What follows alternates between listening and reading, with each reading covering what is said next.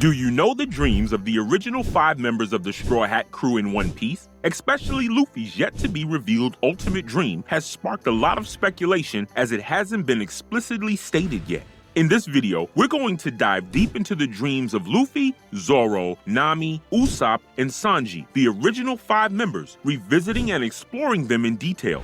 For instance, Zoro's dream is to become the world's greatest swordsman. But what does his journey to achieve this look like? And what kind of ending awaits him? I want to follow each character and the foreshadowing that's been introduced and speculate on the outcomes of their dreams. If you find these speculations interesting, please hit the like button and subscribe to the channel. And if you have different interpretations or opinions, don't hesitate to share them in the comments. Now, let's get started. First up, let's talk about the end of Luffy's dream. We first heard about Luffy having an ultimate dream from Ace's final words, right? The Straw Hat crew knows what it is, but we as viewers don't have the full picture yet. So, I want to speculate on what could be the ultimate dream of Luffy. I think Luffy might have proclaimed something like, "I'll buy the world and turn it into a great nation," in front of his crew. This also seems to imply the creation of a new era. In the movie film Red, Uda asked Luffy, "What's your new era?" Luffy's answer was about discovering the world, traveling to various places, meeting all sorts of people, and wanting to try different foods. But then, Uda pointed out that this doesn't change the world. So Luffy's idea of a new era seems to be about adventure, having parties with various people, and a world of freedom.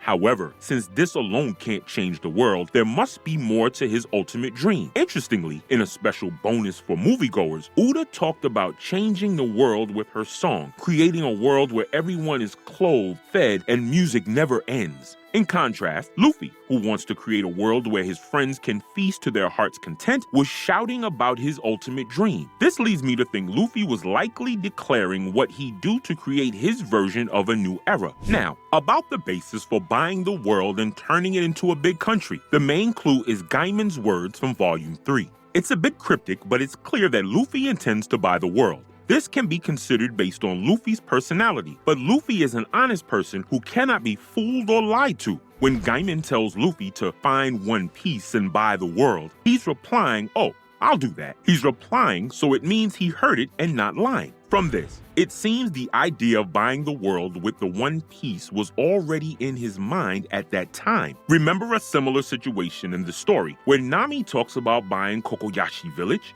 I think in that context, buying meant liberating it from Arlong's control. But let's imagine this concept of buying as a hint to the ultimate dream.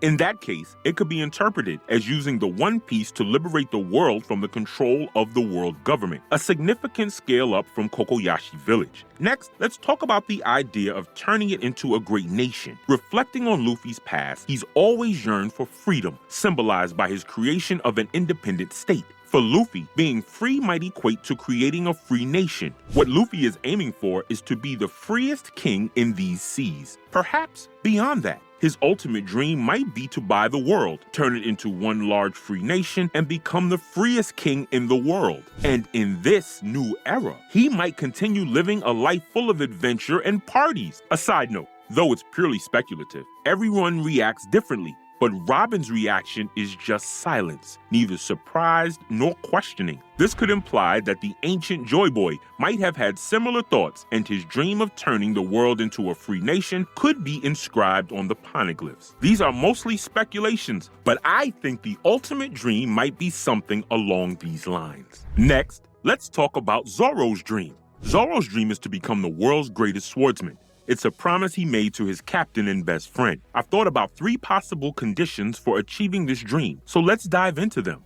The first possibility is defeating Mihawk. Mihawk's renowned as the world's best swordsman, with skills surpassing even Shanks, is the key to Zoro's dream. Given Mihawk's challenge, "Surpass me, Roronoa," their battle seems inevitable. And Zoro's vow, "I won't lose until I beat him and become a great swordsman," indicates that defeating Mihawk is a path to his dream. So, This timing could be a real possibility for Zoro's dream to come true. But in this case, the timing of Luffy becoming Pirate King and the timing of Zoro's dream being achieved are going to be very different. If the final boss isn't associated with Mihawk, another character might come into play. This leads to the second theory. If Zoro becomes the greatest swordsman when Luffy becomes the Pirate King, it might involve a different character. Though currently part of the Cross Guild, it doesn't seem likely they'll be the final boss. Potential final boss candidates include the red-haired pirates, Blackbeard pirates, or even the world government, but the peaceful Mihawk doesn't seem to fit in. Thus, the possibility that Zoro becomes the greatest by defeating someone who has surpassed Mihawk is also conceivable. The third potential condition, which is being discussed in some circles, is becoming the King of Hell. This theory stems from Zoro's line, "I'll become the King of Hell, beating King, remembering the promise I made to Luffy." This implies Zoro's ambition not only to be the greatest swordsman, but also to become the King of Hell. Although being the King of Hell and the greatest swordsman might seem unrelated, it's possible to interpret the King of Hell as being synonymous with the world's greatest swordsman. It's also conceivable that becoming the King of Hell is a goal beyond achieving the title of the greatest swordsman. The title of a king suggests being the best, so there seems to be a connection with being the world's greatest swordsman. The possibility of Zoro becoming the King of Hell can be inferred from his similarities with Ray Lee. They share some commonalities, most notably being the right-hand man or the number 2 to the Pirate King. Besides this, there are other subtle parallels between these two characters. In One Piece, Luffy and Roger have been shown to share several common traits, like laughing at the execution stand and being able to hear the voice of all things.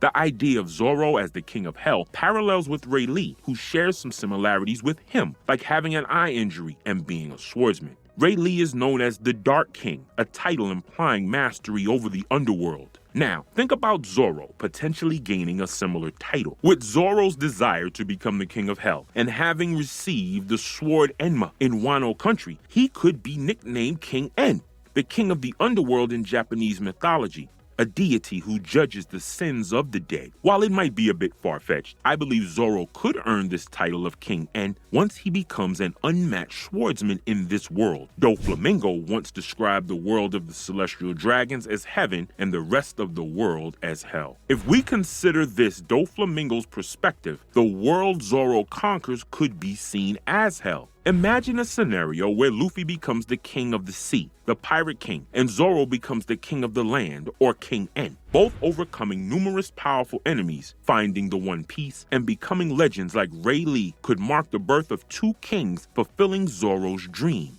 It's a stretch, but if Zoro's dream is to reach even the heavens, becoming the King of Hell might not be entirely out of the question. This is my take on Zoro's dream and the intriguing possibilities it holds. Next, let's delve into Nami's dream, which is to create a map of the entire world. Nami's dream was first revealed during her backstory. She expressed her desire to make a world map based on her own travels. For this purpose, she has been studying navigation and map drawing. Although we rarely see her in the act of drawing maps, it was discussed in Volume 90's SBS that creating the world map has become her daily routine after dinner. Nami's main duty during the day as a navigator is to give sailing directions, so she's often on deck.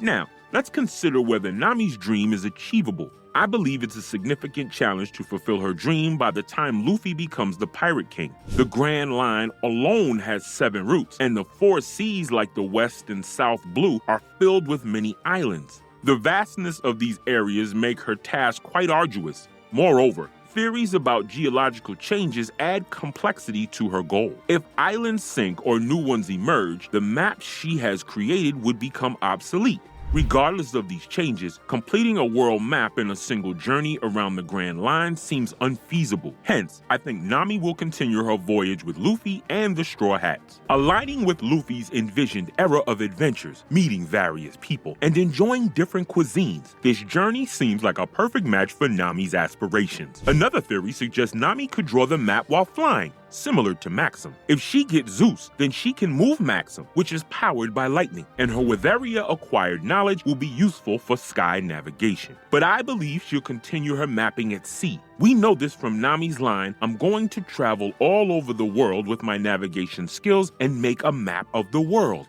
Nami's dream isn't just about the map. It also entails traveling the world's seas using her navigation skills. Her delight in navigating, particularly to places Luffy wants to explore, clearly shows her enthusiasm. Considering this, I believe she will continue her journey with Luffy, staying aboard the ship. Next, we discuss Usopp's dream, which is to become a brave warrior of the sea like his father, Usopp, and the warriors of Elbaf. Usopp's dream was likely inspired by his mother Bankina's words and his encounter with the warriors of Elbaf. Bankina told Usopp before she passed away that he would surely become a brave warrior of the sea like his father. Then, after setting out to sea and meeting the warriors of Elbaf, Usopp aspired to become a warrior like them. So, it was Bankina's words that set his dream, and his meeting with the Elbaf warriors defined what kind of warrior he wanted to be.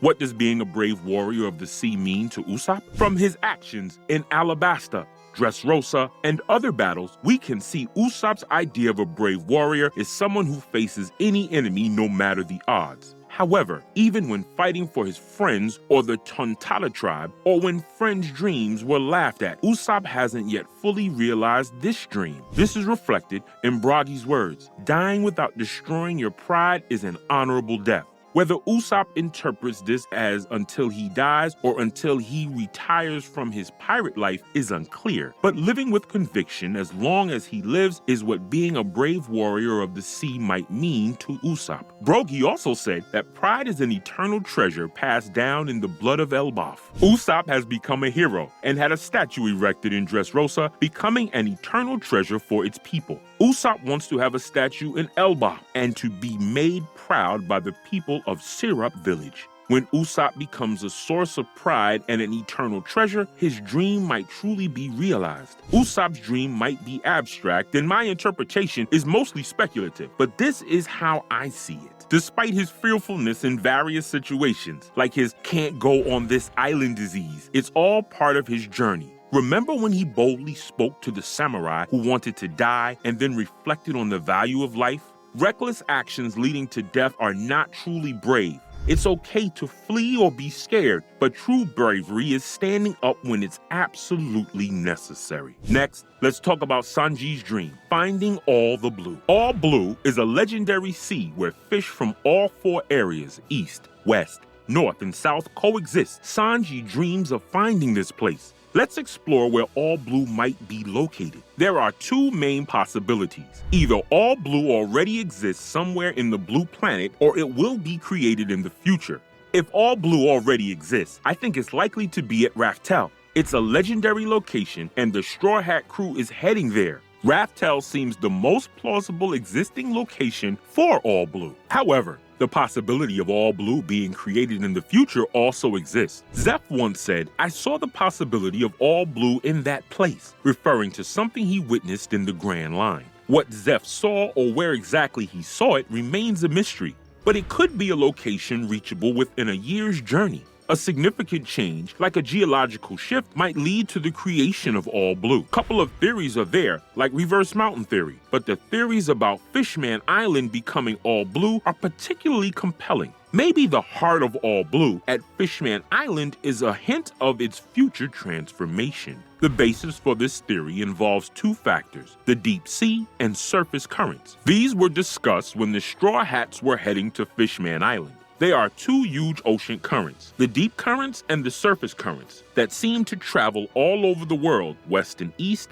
uninterrupted. So, by riding the currents, the calm belt can be conquered and then just have to deal with the red line, and the All Blue will be complete. Destroying the red line is a radical idea, and it raises the question of how it could be done. However, I see potential in these ocean currents. By the way, similarity in the ships, likeliness of the voyage in a year, and the All Blue possibility that Zeph was talking about is this ocean current. The possibility near Reverse Mountain is also intriguing, especially since these currents run beneath Pangaea Castle, drawing parallels, Fishman Island and a place of the oppressed. Contrast with Pangaea Castle, a place of the oppressors. Also revealed in the SBS, the name Pangaea Castle originates from the Pangaea supercontinent, which was once a single land mass. While it might just be a reference, destroying Pangaea Castle to create a unified sea under the castle, fulfilling Madame Shirley's prophecy, is a possibility to consider. This is just one of many theories about All Blue, but for now, this is the one I find most convincing. And that concludes our discussion on the dreams of the original Straw Hat crew members. I hope you enjoyed it.